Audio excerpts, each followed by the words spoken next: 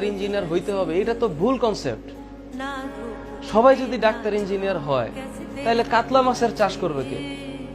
তাহলে ওই যে ইরি ধানের কি প্রজননটা করলে ওই যে ধান ভালো হবে, নগর পরিকল্পনায় বাস কেমনে চলবে, ঢাকা শহরের বজ্র নিষ্কাশন পদ্ধতি কেমনে হবে, হ্যাঁ এইসব করবে কারা? হাসপাতাল বানাবে কারা? হাসপাতাল চালাবে কারা? ফিনান্সিয়াল ম্যানেজমেন্ট করবে কারা? ব্যাংক চালাবে কারা? সোশ্যাল ইনফ্লুয়েন্সার হবে কারা? সবাই কি খালি ডাক্তার ইঞ্জিনিয়ার হবে? নো, যেটা ভালো লাগে সেটা বলবো, খালি সবাই ডাক্তার ইঞ্জিনিয়ার হওয়ার জন্য নো। যার প্যাশন আছে সে হবে, কিন্তু জোর করে হইতে হবে না। সব সব পেশাই জোস, সব পেশাই জোস।